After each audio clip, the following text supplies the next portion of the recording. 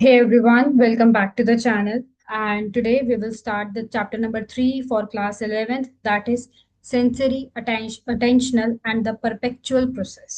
So आज इस chapter को हम स्टार्ट कर रहे हैं, ठीक है। और इस चैप्टर में हम इसके बेसिक कंसेप्ट से लेके हम इसके वास्ट कंसेप्ट को देखेंगे, ठीक है। तो आइए इसको स्टार्ट करते हैं इस चैप्टर को। तो सबसे पहले हम समझेंगे सेंसरी प्रोसेस क्या होता है, अटेंशनल क्या होता है और परपेचुअल प्रोसेस क्या होता है, ठीक है।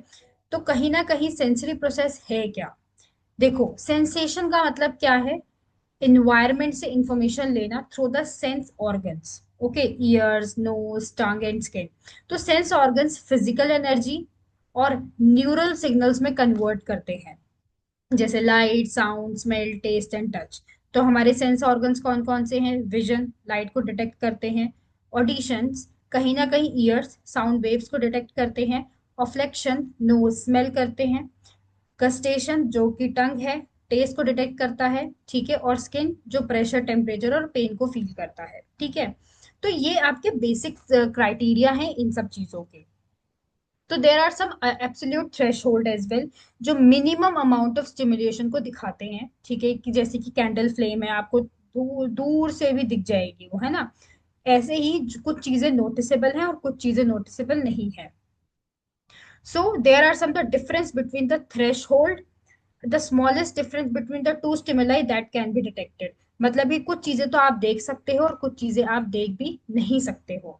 अगर मैं आपको एब्सोल्यूट थ्रेशोल्ड के बारे में थोड़ा सा एक एक्सप्लेनेशन दूं, देखो, ये मिनिमम इंटेंसिटी होती है एक स्टिमुलस की जिससे हम डिटेक्ट कर पाते हैं। मतलब हम सबसे छोटी क्वांटिटी को भी फील कर सकते हैं, ठीक है। दूसरी बात, एग्जाम्पल के तौर पे अंधेरे में एक बल्ब की हल्की सी रोशनी देखना, क्वाइट रूम में घड़ी की टिक टिक सुनना, तो these are some absolute threshold.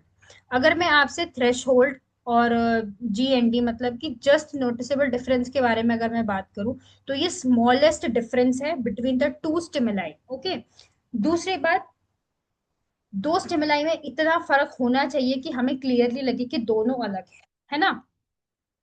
Example के तौर पे, तुम्हारे हाथ में 1 kg वेट है और अगर मैं 50 ग्राम और डालूं तो शायद तुम्हें फर्क ना लगे, लेकिन अगर मैं 200 ग्राम और डालूं तुम्हें क्लियरली फर्क नजर आएगा। ये है थ्रेश होल्ड डिफरेंस। तो कहीं ना कहीं एब्सोल्यूट थ्रेश होल्ड और क्या बोलते हैं डिफरेंस थ्रेश होल्ड में फर्क होता है, ठीक है। तो एब्सोल्यूट मींस मिनिमम इंटेंसिटी जिससे कि एक स्टिमुलस डिटेक्ट हो, एग्जाम्पल के तौर पे सबसे हल्की साउंड जो तुम सुन सको। और वहीं अगर मैं JND के बारे में बात करूं, मतलब minimum difference between the two stimuli, जो दो स्टिमुलाई को डिटेक्ट करता हो, है ना। दो साउंड्स के पिच में छोटा सा फर्क जो तुम्हें मतलब जो हम पहचान सके, ठीक है। दूसरी बात, अब मैं बात करती हूँ आपसे अटेंशनल प्रोसेस की। तो अच्छा, ये अटेंशनल प्रोसेस क्या है, देखो, एनवायरनमेंट में बहुत सारी इंफॉर्मेशन होती है, लेकिन हम एक टाइम पे सब पे ध्यान नहीं दे सकते, इट्स नेचुरल, है ना। तो अटेंशन का मतलब होता है फोकस करना किसी एक स्टिमुलस पर और बाकी को इग्नोर कर देना। फीचर्स ऑफ अटेंशन क्या है, सिलेक्टिविटी, मतलब कि हम सिलेक्टिव होते हैं, एक स्टिमुलस पर फोकस करते हैं। एग्जाम्पल के तौर पे क्लासरूम में टीचर की बात सुनना, बैकग्राउंड नॉइस को इग्नोर करना। अलर्टनेस क्या है, जागरूक रहना किसी चीज के लिए। और कंसंट्रेशन क्या है, एक टास्क पे कॉन्टिन्यूसली फोकस करना। और शिफ्ट का मतलब यहाँ पे क्या हो सकता है, एक स्टिमुलस से दूसरे स्टिमुलस पे मूव करना। एग्जाम्पल के तौर पे आपका, जैसे आप टीवी देखते हो, है ना। तो there are some basic concept of these things, ठीक है, जो इसको हम देखेंगे। कुछ चीजें वॉलेंटरी होती हैं, कुछ चीजें इनवॉलेंटरी भी होती हैं। तो आइए इनको समझते हैं। There are some types of attention, selective attention, dividend attention and sustained attention. और कुछ इसके फैक्टर्स भी हैं जिसको हम बारी बारी करके समझेंगे। तो सिलेक्टिव अटेंशन क्या होता है, selective attention are those attention which you will have to be focus on one stimuli, है ना। जब हम एक ही स्टिमुलस पर फोकस करते हैं, जैसे कि क्लास में टीचर की बात सुनना। डिविडेंड अटेंशन क्या है, जब एक साथ दो टास्क हम कर रहे हैं, जिसे हम मल्टीटास्क भी बोलते हैं, है ना। म्यूजिक सुनते हैं, होमवर्क करना, तो इसे हम कह सकते हैं कि एक साथ हम दो काम कर रहे हैं। और एक होता है आपका सस्टेन्ड अटेंशन, जब एक ही स्टिमुलस या टास्क पर लॉन्ग टाइम तक कॉन्टिन्यूसली फोकस करते हैं। एग्जाम्पल के तौर पे एग्जाम की तैयारी करते वक्त 1 घंटे तक सिर्फ पढ़ना, इसे हम विजिलेंस भी कहते हैं, जिसे हम कॉन्टिन्यूस अलर्टनेस भी कहते हैं। और कभी कभी हम वॉलेंटरी अटेंशन और इनवॉलेंटरी अटेंशन को भी डिस्कस करते हैं। जैसे कि वॉलेंटरी क्या है, जब कॉन्शियसली किसी चीज पर देते हैं आप, है ना। इनवॉलेंटरी क्या है आपका, जब ऑटोमेटिकली किसी चीज पे ध्यान चला जाता है, जैसे कि बहुत तेज एकदम से आवाज आई तो आपने एकदम पीछे से मुड़ के देखा कि आवाज किसकी है ना। तो summary in one line, it should B selective attention, एक चीज पे फोकस। डिविडेंड मतलब दो, एंड सस्टेन मीन्स एक टास्क पे लंबा ध्यान दे देना। ठीक है। तो एक्सटर्नल फैक्टर्स क्या हैं आपके, जो भी आपको चीजें दिखाई दे रही हैं, मतलब इंटेंस साइज में स्टिमुलाई जो आप भी उसको फील कर पा रहे हो। और आपका इंटरनल फैक्टर्स क्या है, आपके अंदर के इंटरेस्ट क्या है, आपके मोटिव्स क्या है, आपकी हैबिट कैसी है, लाइक दैट। ठीक है। तो it should be more viable and more reflective as well. Okay, दूसरी बात, perpetual processes. There are some characteristics, and they have the characteristics like the figure ground relationship, law of similarity, law of proximity, law of closure, and law of continuity. इसे थोड़ा सा समझने की कोशिश करते हैं, ये होता क्या है। देखो, परसेप्शन का मतलब क्या है कि किसी चीज को ऑर्गेनाइज करने की आपकी किस तरीके से आपकी नीयत है ना। देखो, गेस्टाल्ट साइकोलॉजी ने कहा है, कहीं ना कहीं जो परसेप्शन है, this is the whole greater than the sum of its part. मतलब कि हम ऑब्जेक्ट्स को कंप्लीट फॉर्म में देखते हैं, सिर्फ पार्ट्स में नहीं।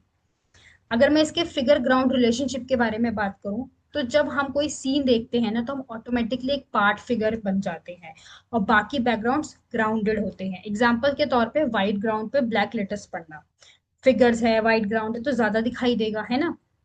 दूसरी बात, लॉ ऑफ सिमिलैरिटी क्या है, सिमिलर ऑब्जेक्ट्स को हम एक ही ग्रुप में परसीव करते हैं। जैसे कि फुटबॉल ग्राउंड में सबने सेम जर्सी वाले प्लेयर्स को लगता है ना कि सबने एक जैसी जर्सी पहनी है, तो वी आर द टीम। फिर लॉ ऑफ प्रॉक्सिमिटी क्या बोलता है, पास होते हैं, जैसे मान लो कि जो ऑब्जेक्ट ज्यादा पास होते हैं, तो एक ही ऐसा लगता है कि ग्रुप दिख रहा है। तो क्लास में एक ही बेंच पे स्टूडेंट एक साथ बैठे होते तो लगता है कि एक ग्रुप है ये। इसे हम लॉ ऑफ प्रॉक्सिमिटी भी बोलते हैं। लॉ ऑफ क्लोजर क्या है, अगर कोई फिगर इनकम्प्लीट हो, तो ब्रेन ऑटोमेटिकली उसको कंप्लीट कर देता है। एग्जाम्पल क्या है, ब्रोकन सर्कल भी हमें फुल सर्कल लगने लग जाता है। लॉ ऑफ कॉन्टिन्यूटी क्या है, हम ऑब्जेक्ट्स को स्मूथ कॉन्टिन्यूस पैटर्न में परसीव करते हैं instead of broken parts. So example is, railway track को हम एक स्ट्रेट कॉन्टिन्यूस लाइन के फॉर्म में देखते हैं। जैसे कि अच्छा, शॉर्टकट के तौर पे आप ऐसे याद कर सकते हो, figure ground is equal to main और बैकग्राउंड, सिमिलैरिटी इज सामने वाले एक साथ, एंड प्रॉक्सिमिटी इज पास वाले एक साथ, और क्लोजर मीन्स दिमाग अपना ही फिलअप करता रहता है, दैट इज कॉन्टिन्यूटी और स्मूथ और continuous. Okay, so there are some perpetual constancies. The size of the constancy, shape of the constancy, color of the constancy, perpetual illusion, and the socio-cultural influences. तो अगर size की बात की जाए कि object का साइज क्या होता है, ठीक है।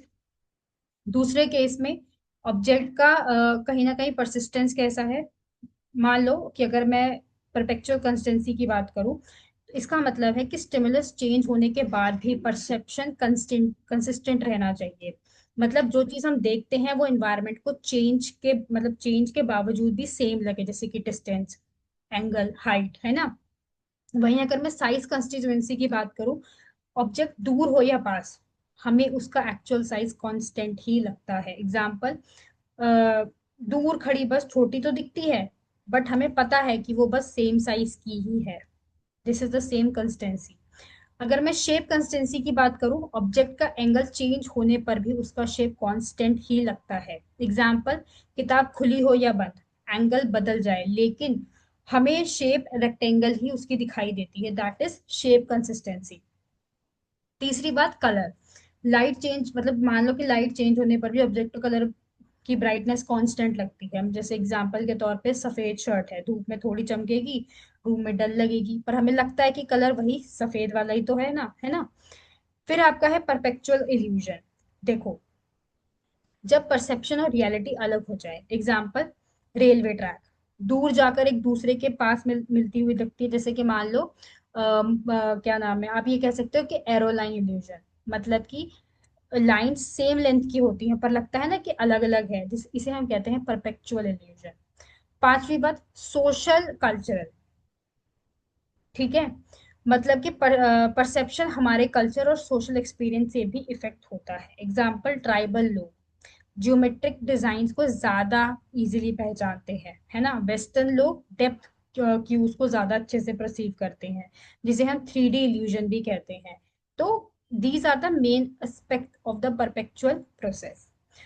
In short, sensation means receiving the raw data, attention means आपने सिलेक्ट और फोकस किया उस डेटा पे, और परसेप्शन मीन्स आपने उस डेटा को इंटरप्रेट करके उस डेटा का कोई एक सेंस बनाया। ठीक है। So this is all about the perpetual, sensory and the attention. I hope you get the point what I'm trying to say. So in the next class we will continue this topic and try to cover more part of this chapter as soon as possible. So if you like this video, you can subscribe this channel for the upcoming update. So bye everyone.